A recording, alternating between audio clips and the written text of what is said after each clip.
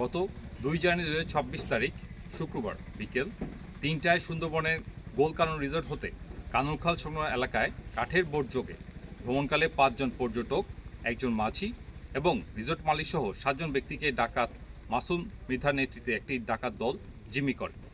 ডাকাত দল 3 জন পর্যটক ও মাঝিকে মুক্তি দিলেও 2 জন পর্যটক এবং গোলকানন রিসোর্টের মালিককে জিম্মি অবস্থায় সুন্দরবনের অজ্ঞাত স্থানে নিয়ে যায় এবং 40 লক্ষ টাকা মুক্তিপণ দাবি করে।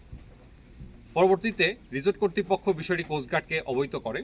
প্রাপ্ত তথ্যের ভিত্তিতে কোস্টগার্ড, নৌবাহিনী, পুলিশ ও র্যাবের সমন্বয়ে সুন্দরবনের বিভিন্ন এলাকায় সাঁড়াশি অভিযান এবং গোয়েন্দা নজরদারি জোরদার করা হয়। অভিযান চলাকালীন গত 3 জানুয়ারি 2026 তারিখ ডাকাত মাসুমের সহযোগী কুদ্দুস হাওলাদার, মোহাম্মদ সালাম বক্স এবং মহারাজ হাওলাদারকে সুন্দরবনের গোলকানন রিসোর্ট সংলগ্ন বিভিন্ন এলাকা থেকে আটক করা হয়। পরবর্তীতে গত 4 জানুয়ারি 2026 তারিখ সুন্দরবনের কৈলাসগঞ্জ এলাকা হতে ডাকাত সহযোগী আলম মাতাব্বরকে আটক করা হয়। এখানে উল্লেখ্য, ডাকাতদের সাথে যোগাযোগ রক্ষা এবং জিম্মিদের নিরাপত্তার জন্য জিম্মিদের পক্ষ থেকে বিভিন্ন ধাপে আনুমানিক 1,33,000 টাকা বিকাশের মাধ্যমে প্রেরণ করা হয়।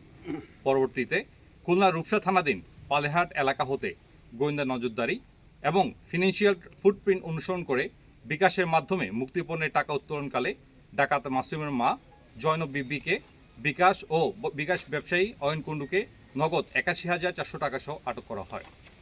অতঃপর গত 4 জানুয়ারি 2026 তারিখ সন্ধ্যা 7টায় সুন্দরবনের গাজী ফিশারিজ সংলগ্ন এলাকা হতে ড্রোন সার্ভেলেন্সের মাধ্যমে জিম্মিকৃত 2 জন পর্যটক এবং গোলকানন রিসোর্টের মালিককে নিরাপদে উদ্ধার করা হয়।